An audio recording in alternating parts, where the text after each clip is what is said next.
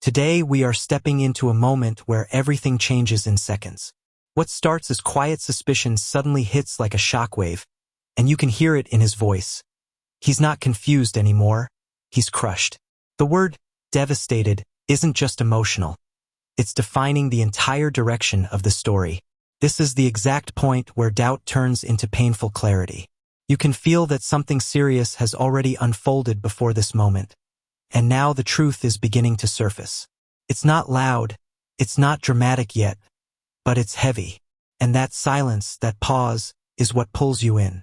Seeing all of that, here you are, a couple of months now, you had some suspicions, some red flags. Asked her about it a couple of times. She denies it, defensive. Now you open it up, and you see this. Yeah. Tell the jury how you felt. How did it make you feel? I was devastated. This is where suspicion turns into action, and action turns into undeniable proof. Instead of confronting her, he chooses something far more calculated. He watches. Logging into her WhatsApp, he steps into a hidden reality, witnessing conversations unfold in real time. And then comes the detail that changes everything: messages being deleted. Not randomly, but deliberately, consistently. That's not normal behavior, that's concealment. As the day goes on, the pattern becomes clear, and so does the truth. This isn't just emotional distance or miscommunication anymore. In his mind, the conclusion locks in: this is an affair. And now, he's collecting evidence, not just feelings. There's obviously something going on, Okay. So I didn't know what to do. okay. So what did you do? So I had actually started using WhatsApp myself when we moved to Maui, because that's the main communication platform that the anesthesiology group uses, and so I was using it every day, communicating with the rest of the group and during our business meetings. And so I knew that WhatsApp, since even though it's primarily an app on your phone, there's a web interface. You can log into WhatsApp on your computer through the browser as well, and it'll basically just duplicate everything that's on your account. And then what did you do the next day? So I took her phone upstairs to my computer, which is in the hallway upstairs, and I logged into her WhatsApp on my computer. So you could watch her. So I could activity. see, because yeah. Okay. You mentioned being devastated.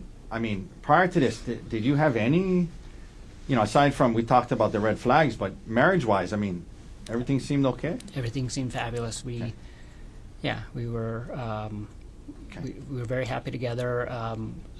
No red flags in terms of the marriage itself. Okay. So now, you want to learn more. You go into what do you call it, like detective mode, kind of? Yeah. Okay. So now you logged on and you're able to watch her. And did you do so the next day? Yes. Excuse me. Yes. Tell the jury what you saw the next day? So the next day, it was basically the same type of thing that they were doing on Sunday and Monday. So they start off by saying good morning, and then just wasn't communication the entire day. But this day, she started deleting messages, and so one of the first things that she did is she deleted all of the messages from Sunday and Monday. Okay, so when you went, make sure you put the mic a little closer. So when you saw the messages the night before. Yes. And now you're looking at it on the computer next day, and those messages you saw the night before are deleted? Yes. Okay. And then what? And then I saw them communicate kind of in real time, because I could see it pop up on my screen too. And as soon as the conversation proceeded, kind of past, she would kind of keep deleting the previous messages. So she was like, not deleting them in real time, but like throughout the day, she was deleting the previous messages. And the content of the communications and what was being deleted, again, was it concerning? Yeah, I mean, it was the same type of conversation that she was having with them on the previous 2 days, which is not a conversation you have with a coworker. This is a conversation you have with your spouse. I mean, this is And after watching that all day long, what did you conclude? I mean, in terms of what was going on. Did you believe? I mean, she was having an affair. Okay. Let me ask you this. While that was, did you, because she was deleting these things, did you try to save some of the messages? Yes. So the first thing I did, actually, the night that I unlocked her phone, because on WhatsApp you can also export the thread basically and save the thread, and so I exported the thread to my phone. So I had copies of what was on there when I first discovered it, and then the next day on my computer, the only thing I could do on the web interface is take screenshots of the. And you took some. Yeah. All right. Now we enter the most intense stretch of this entire story, the build-up to confrontation. What makes this powerful is not just what he knows, but what he chooses to do with it. He holds back, watches more, and even reaches out to a friend before taking action. Meanwhile, the behavior he's observing only deepens the betrayal. Calls, photos, attention being given elsewhere. By the time they reach the trip, the tension is already unbearable. And then it finally happens. In a quiet hotel room, everything comes out. No denial, no resistance. Just immediate admission, tears, and remorse. This is the emotional explosion the entire story was leading to. So now you are faced with, this. You got this trip in a day or two. Do you confront Ariel right away? Not right away. So the way that this was happening was that our trip to San Luis Obispo, there's no direct flights from Maui to San Luis Obispo, and so we coordinated that the layovers were going to be in Phoenix, which is where Brian Gianna lives. And Ari was taking a red eye on Tuesday night. And so on Tuesday, when I was first discovering and watching this kind of in person for the first time, let me stop you there. So just to help the jury. So Monday night is when you first found the WhatsApp chain, is that right? Right. So Monday overnight. Tuesday morning, I wake up and I start looking at them interacting in real time during the day. And then Ariel's supposed to leave that night. And she's supposed to leave that night. Do you confront her before she leaves? I do not. Okay. Yeah. And then so she leaves. Who do you first reach out to talk to about this? Yeah. So on Wednesday. On Wednesday night, I'm supposed to leave to fly to Phoenix to meet Bryant and then go to San Luis Obispo. Okay. And Wednesday, like in the middle of the day, I call him and talk to him. Okay. And why did you call? Why did you call Bryant? Talk to him about it. Few different reasons. One was that we were, about to go on this trip with them, and I wasn't able to. Like I knew I was going to have to confront her as soon as I got to San Luis Obispo. So now it's Wednesday, and I'm convinced of, I'm seeing what they're doing, especially what she was sharing with them on Wednesday. So on Wednesday, she was spending all day in San Luis Obispo with Gianna, and she's basically keeping him up to. I mean, first thing is like as soon as she lands in Phoenix in the morning, she's like, just landed. I have an hour and a half. If you're free, we can chat. Can't wait to talk to you. Is she texting you, keeping you up to date? Like I'm getting, I also got a just landed text, but like nothing else, Okay. and but she's like, reaching out to him, and on WhatsApp, like you can see when a message has been read, and so as soon as she saw that he read her just landed text, she called him, like she didn't wait for him to respond. Okay. And stuff, and like I'm not getting a call, I'm not getting any of this stuff, and then during the day, she's sending him pictures of the places that they're of her and Gianna doing stuff, So you're seeing this. So I'm seeing this, and that's at that point I'm just like, I can't go to San Luis Obispo and not confront her about this right away. Like and going back to Bryant, right? So I know. Yeah. Did you guys have like fun activities planned? It was supposed to be a fun couples trip. Yeah. So I mean, it was supposed to be a couples trip, right? And it was Gianna's birthday, and actually Ari planned it because she used to work for, one of the power plants that she. That was her responsibility for refueling is just outside of San Luis Obispo. So she used to travel to San Luis Obispo all the time for work, and so were you planned like were you a bunch of fun reaching activities. out to Bryant and you said there's several reasons. Was one of it to kind of let him know like, hey, this might not be the fun trip we had planned? So the first reason was like, hey, like this is I'm just giving you a heads up, like I'm gonna confront Ari with basically an affair. Was there other reasons why you wanted? And then the other reason was that the other reason why he's my best friend and I wanted some advice, but I specifically wanted advice from him because they had just gone through infidelity in their relationship like 6 months earlier. Brian and Gianna. Brian and Gianna. And so they were dealing with that. yeah, and so he had been dealing with this, and I was looking for advice and just needed a friend. Just to be talk clear to. for the jury, in that situation though, was it reversed? It was, yeah. Brian had like a one-night stand, and Gianna found out about it. And so they had been dealing kicked with him that out of the and after house that. and stuff. Yeah, Okay. yeah. And so you talked to Brian. Yes. Okay. Do you fly up on the trip? Yes. When you get there, do you confront Ariel right away? Almost right away. I mean, like right when we get there, they already have dinner reservations and stuff like that waiting for us. And so we go to dinner, and right after dinner, when we go back to the hotel, is when I confront her. Did you talk to Gianna before you confronted Ariel? Very briefly. Okay. Yeah. Okay. And you told her what you had found. I basically just gave, I told her briefly what I had found, and then left to go talk to Ari, and left Bryant to explain to her more. So, where do you confront Ari? Were you in the hotel room? In the hotel room. You confront her with it. Tell the jury how that went and what Ariel's initial reaction was. Yeah, I confront her with it, and she's immediately remorseful and doesn't deny anything, admits to it, and is crying and Let me ask you this. You say admits to it, and when Miss Coney testified, she kept using the term, you guys use the term emotional affair, but in that time period, what did she admit to? Having a... She admitted to having an affair, yeah. Okay. Yeah. With Jeff Miller. Yeah, she admitted this was completely inappropriate relationship. Okay, and so you mentioned we called it an affair from the start. And you mentioned she was remorseful and crying. Yeah, Okay. yeah. Now,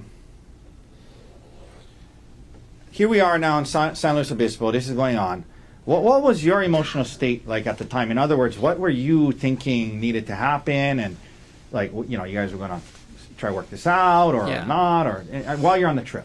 Yeah, no, I mean it was tough. I mean, a lot of emotions for sure, but we. This is where things take a complicated turn, not toward closure, but toward repair. Despite everything, they decide to try and fix the marriage, which adds a layer of emotional conflict to the situation. There are discussions about children, reputation, and what the future should look like. Conditions are set. Cut off contact, leave the job, rebuild trust. But then comes another twist that raises serious questions. Plans involving the same person, the same hotel already in motion. Even though she cancels, the damage of intention is already there. This part shows that while the confession happened, the full reality of the situation is still unfolding beneath the surface. But Brian and John were really helpful, and we were away from the kids and away from work and away from everything else, so we can kind of just focus on this. Okay. And you guys reached some kind of conclusion as to whether or not you guys were going to break up or what? Oh, yeah. So we both wanted to work on it. We both, well, she basically said, like, I'm so sorry, I can't believe I did this. And I'll do anything it takes to heal our marriage. And you and our kids are more important than anything to me. And I'll do whatever it takes. And we start talking to Brian and Gianna, and they kind of help us talk about some things, and we figure out what the next steps are going to be. Now, during the trip in San Luis Obispo, did the topic of her possibly moving out come up? Yes. That was one of the big conversations we had. And did you guys settle in on, okay, she's not going to move out just right now, we're going to try? Yeah, so I preferred for her to move out. Do you mean like break up? No. We were both committed to working on the marriage, but and this is what Brian and Gianna did too. So Brian ended up living in a hotel for like 3 months, and it helped them just focus on the affair and healing from the affair, and then they kind of moved back and kind of started working on everything else, and I felt that was an ideal solution. Did she want to do that? Well, both of us we decided together not to do that, and because we had the two big complicating issues for us was one, our two little boys. So we at the time they were like 1.5 and 4. So at this time when she was having this relationship with Mr. Miller, how old were the boys? 1.5 and 4. Okay. And you're saying, obviously, if she moved out, it would have been traumatic on them. Yeah, so we didn't want. Okay. Okay. So it's okay. You guys decide to not do that then. Yeah, we didn't want them harmed. Okay. So let me ask you this: in order for her to not move out, to avoid that harm. Sorry. May I approach Shannon? Thank you. Excuse me 1 second.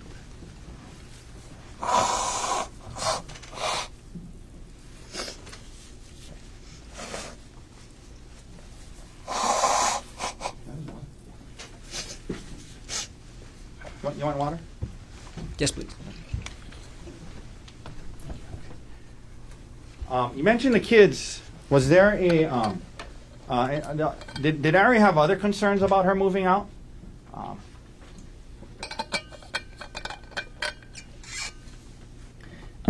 Yeah, and the other concern, and again, this was a joint decision, is that we wanted to protect her reputation with family and friends, and so Bryant was able to move out, and really nobody else knew. It was just Ari and I actually that knew, and that was it. So in other words, if Ari moved out on Maui, you talked about you guys had formed a pretty good close group of friends. Her parents. We did, and everybody lived right there, and it's a small community, and I mean, people were going to know that she moved out and would ask why, and so that was part of the joint decision. Yes. So you guys are up there, San Luis Obispo, decide that we're going to try. It's not going to move out. What about were there some talk about if we're going to do that? At least initially, was there some talk about what was needed to happen as it related to Jeff Miller and her job? Yes. What was that? Tell the jury about that. Yeah, so I mean, she obviously needed to terminate the affair immediately, but also to terminate all contact with Jeff Miller, and that would involve her quitting her job and getting a new job. Initially, what did she say? I mean, was that something she was agreeable to initially? Absolutely. Okay. And so we decided that was the plan, and she said she just needed a little bit of time, and so she didn't want to quit her job right away. But that she would limit contact with him, and so she actually sent him an email through work, like a work email, and said, basically, hi Jeff. From this point on, all of our communication needs to be in email only. If we do meet, because they would have virtual meetings all the time. If we do meet, it would have to be with one other person present. And she did this without talking to me, but showed it to me afterwards. Said, hey, this is what I did. Is that okay? And I said, that's fine. So the plan was that she was going to quit her job and maybe find a new job, but in the meanwhile, for sure she was going to quit her job and find a new job. Okay. But in the meanwhile, there was going to be some boundaries related to her interactions with Miller. Yes. Okay. Was she supposed to go on another work trip with Jeff Miller soon after the San Luis Obispo trip? Yes. To where and when? So the San Luis Obispo trip ended on Sunday, and on Sunday I was going to fly back to Maui to take care of the kids, and she was flying to Seattle, and she had a week-long business trip in Seattle starting right after this trip. Right after? Mm-hmm. She was going to go straight? And Mr. Miller was supposed to be there? Yes. Did you later learn anything about the hotel situation related to that? Not even later. It was. I mean, so while we were in San Luis Obispo and while we're still talking about all these things, I told her basically, I'm not okay with you going to Seattle. And she said, no, I totally understand. And she said, I'm going to cancel that trip. And she admitted that she had changed her hotel from the hotel that she was supposed to stay in with her primary team that she works with at Terra Power to the hotel that Jeff Miller was in, and they already had dinner plans for Sunday night. Okay. And then she canceled that trip. But she canceled all of that. So she told work she had a family emergency and couldn't go, and so we flew back together to Maui on Sunday. You get back to Maui on Sunday. And there was some kind of initial conversations about what needed to happen with her job and whatnot. When you get back to Maui, are you still... This final stretch is where everything begins to fall apart in slow motion. What started as remorse slowly shifts into inconsistency, defensiveness, and even blame. The effort to rebuild trust weakens, and he's forced back into investigation mode. And what he discovers is far worse than expected. Thousands of deleted messages, hidden calls, and a scale of communication that suggests something much deeper. Emotionally, you can feel him deteriorating, trying to hold onto something that keeps slipping away. Arguments intensify, trust erodes further, and even attempts at healing feel one-sided. By the end, the biggest conflict isn't just the affair. It's the truth itself being reshaped. Still kind of just trying to figure out how to deal with this whole situation? Yes. Did you tell anyone other than Gianna and Brian? No. And was that for the reasons you talked about earlier about Ariel's reputation? Yes. But you did, we saw the email that you sent at some point to Mr. Miller's wife, right? Oh, yeah. And I did that in San Luis Obispo. Yeah. And that was in San Luis Obispo. Okay. Mm-hmm. Yeah, that's the day that I found out. Yeah. And that's not true. That's the day that I confronted her about it. And why'd you do that? I just felt that if I was in her shoes, I would want to know. Okay. Okay. So now you get back to Maui, and to your knowledge, immediately after was as far as you knew, Ariel limiting contact with Mr. Miller? Yes. Did she ever start to look for a new job? Yes, right when we got to Maui, she was updating her CV and her LinkedIn profile and looking for jobs. All right. At some point, did you start listening to some audiobooks and trying to get some advice about how to heal from this? Yes. And what did you learn from those books about what was necessary if you guys were going to even have a chance at this? Yeah. Listen to several books and talk to Bryant a lot, and there's a lot of different things that the books recommend. But the five main things are basically, the first is always to terminate the affair, obviously, and terminate all contact with other cheating spouse. Okay. And all the books talk about, and if this is something at your workplace, you need to quit your job or move department or something like that, because it's something that's commonly happens between coworkers. And then the second thing is that the cheating spouse needs to put in the work to understand all of the damage that they've caused to the relationship, and because it's not immediately apparent, just how deep the trust issues are going to impact things, and potentially putting the family dynamics and the kids at risk and things like that, and all the different ways that you hurt your spouse. And so that was the second thing. The third thing is, was there anything about privacy? Yeah. So one of the main things is actively rebuilding trust, and that means that you're going to have to proactively give up privacy and then also tolerate some invasion of privacy, meaning basically you need to tolerate if your partner is saying hey, can I see your phone for a sec and see who you're talking to, or hey, I can I see who you're emailing, so not get defensive. Yeah. Okay. Now, and did you discuss those things with Ariel? Yes. Okay. And was she doing these things? In the beginning, and then very inconsistently the rest of the month. Very what? Very inconsistently the rest of the month. So she was kind of initially willing to do some of these things, but then seemed to become unwilling. Yeah. So basically, it seemed like her whole attitude changed, really within a few days of us getting back to Maui. Tell us about that.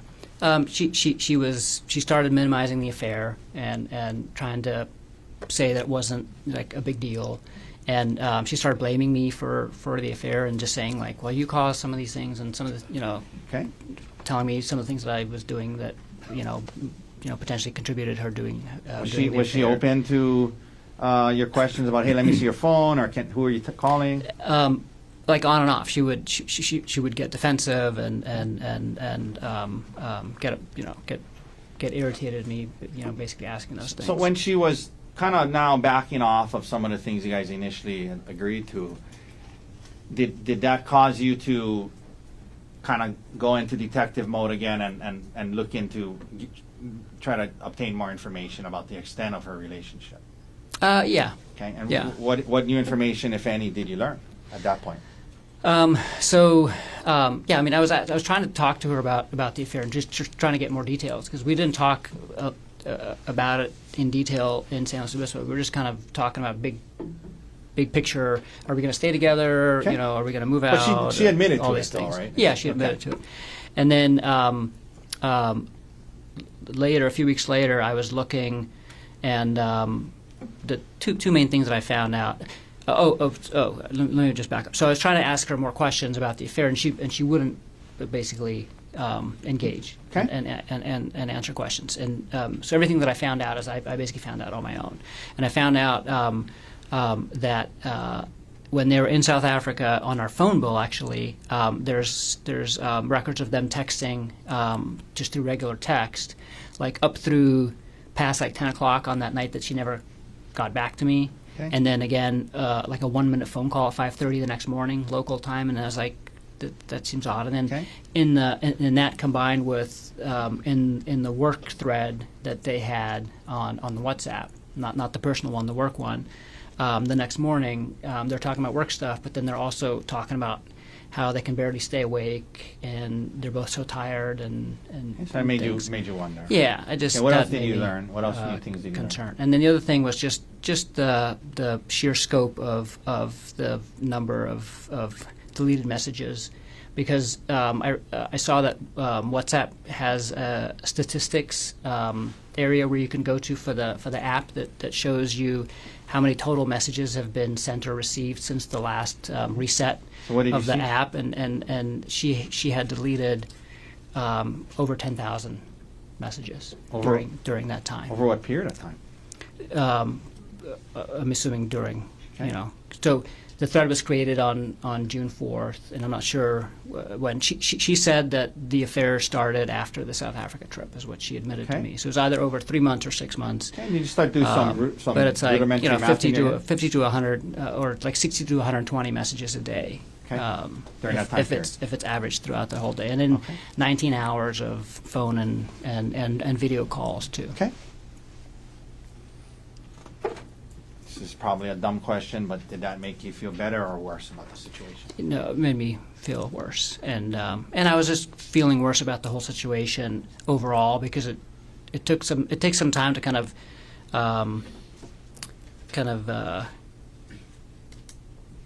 process all the emotions involved with it and realize all the implications of this. Yeah. Let me So ask you this. I was getting worse The- definitely in December. The new information that you discovered, did you discuss it with her or try to? I tried. And how did that go?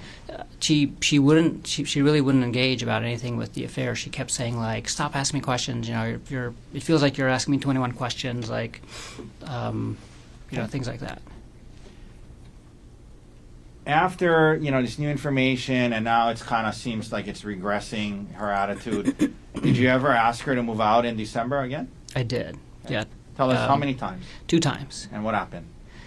So the first time was around the middle of the month, and I just told her, like, you're not doing what you said you were going to do, which is to take accountability for your actions and to basically do whatever it takes to heal the marriage. And at that point in time, she became very apologetic and said, "I'm so sorry. Like, you're right. Like, Okay. I'll do all those things." But there- again, that didn't last, and so. Was there a then second time? The second time was, and I remember the date because we had our first couples therapy session was scheduled for December 27th, and December 26th we got into a big argument about the same thing, and I ended up sleeping on the couch that night, and Did you ask her to move out? yeah, so I asked her to move out, and I ended up sleeping on the couch that night. Okay. And again, okay, so Yeah. so when you would bring up moving out, then she would say, "Okay, I'm sorry," and then she would say she would recommit. On the 26th, nothing was resolved that Okay. night. We just kind of got in a big argument, and I left and went to go sleep on the couch. Now, were you having? I mean, again, probably a dumb question, but were you having a hard time with all of this? Yes. Did you? Could we pull up State's Exhibit S-105? That's in evidence, please, Mr. Dirks. Did you turn to any sources to try and help yourself? Get some advice, get some healing. We talked about the audiobooks. There was this exhibit about Reddit as one after Infidelity. What is that about? Were you looking at this? And tell the jury why, if you were. Yeah, no, it's just a thread about people that are struggling with finding out their spouses had cheated, basically, Okay. and advice and also just kind of sharing stories so you feel like you're not alone. Were you trying to get to a point where you could feel okay? Carol? Yes. Okay. Yes. Was that what you're trying to do? Yes. Okay. In other words, you didn't rush straight to get out of here. I don't want to see you again. Kick you out of the house. No, not at all. Okay. But No. but it was hard. Was it hard? It was extremely hard, and But you were the audiobooks, Reddit. You were trying to get to a good place. Is that right? yes. Okay, we can take that down. By the way, there was this mention about the word Darvo the other day by Yes. Inuma. What is? I mean, Did it come up on the Reddit thread? It did. And what is that about? And I don't remember the acronym, but basically it was I came across it, and it's basically something that quite often happens. And so basically, the person that got caught having the affair, sometimes in the weeks after, they would try to turn the tide. So they would try to kind of take the spotlight off of them and move it to the other person, and basically say like, "Wow, but but you did this and this," Okay. And so it's think he said a fairly something like- common thing that Yeah. people try to do to just try to deflect defensive. yeah. I think it was like attack. I forget what, but basically, it's there was actually a term for it. Yeah.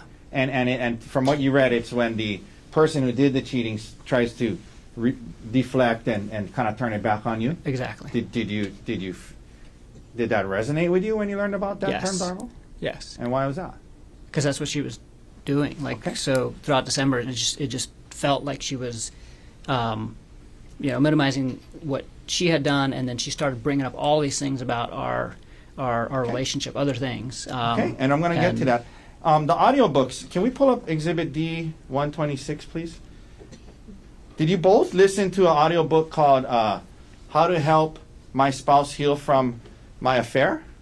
Or How to Help Your Spouse yes. Heal from Your Affair? See that? Yes. And these are text messages between... I'm sorry, what exhibit is this? Sorry. D 126. I believe it's in evidence. It is not. It is... Not. 1 second. Take it down. I apologize. So I did ask her about it. There was text messages between the two of you guys about an audiobook called How to Help My Spouse Heal from My Affair, correct? Yes. And is that something that a audiobook you both listen to in your efforts to try and get to a better place? Yes. Okay. I know I listened to it, and she told me she did.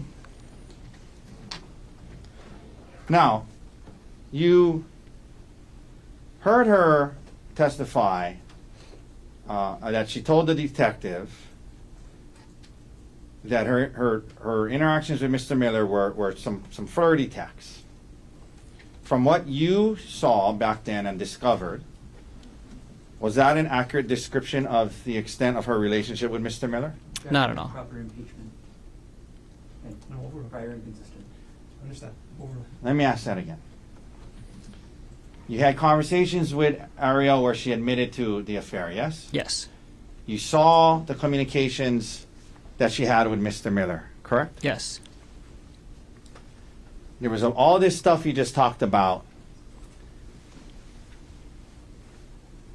You heard her say, and when the detective asked her about it, she said there was no affair, and she described it as flirty texts. from everything that you learned about this situation, was that an accurate description of what was going on between her and Mr. Miller? No. Judge, on call for opinion. Sustained. That's not restricting. Isn't that? I'm sorry, I apologize. That's not the same question I asked a second ago? No. Okay, let me think of what that last question was then.